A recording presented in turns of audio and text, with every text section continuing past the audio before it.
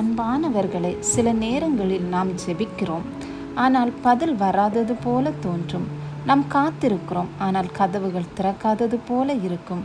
அந்த நேரத்தில் ஒரு கேள்வி நம் மனதில் வரும், தேவன் நீர் எங்கே இருக்கிறீர் என்று.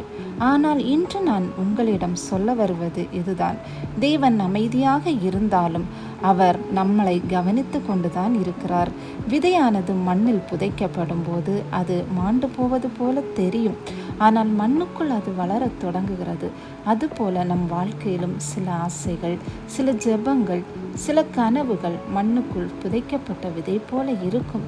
நாம் எதையும் காண முடியாது, ஆனால் தேவன் அந்த விதையை வளர்த்து கொண்டுதான் இருக்கிறார். இன்று நீங்கள் காத்திருக்கிறீர்கள் என்றால் அது தேவன் உங்களை மறந்துவிட்டார் என்பதல்ல. அவர் உங்களுக்கான அவருடைய சித்தமான நேரத்துக்காக காத்து கொண்டிருக்கிறார். லாசர் இறந்தபோது இயேசு உடனே செல்லவில்லை. எல்லாரும் தாமதமாகிவிட்டது என்று நினைத்தார்கள்.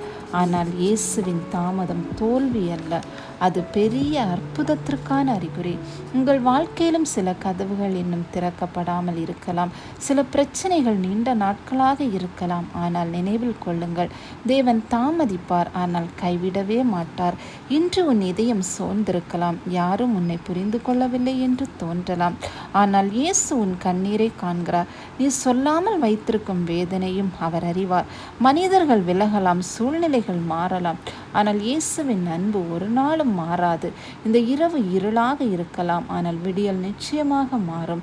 அன்பானவர்களை, இன்று இந்த ஒரு வார்த்தையை உங்கள் இதயத்தில் வைத்து கொள்ளுங்கள்.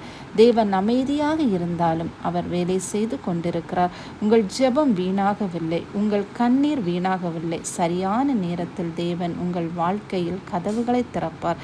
நம்பிக்கை மட்டும் விடாதீர்கள். இயேசு உங்களுடன் இருக்கிறார். God bless you. ஆமீன்.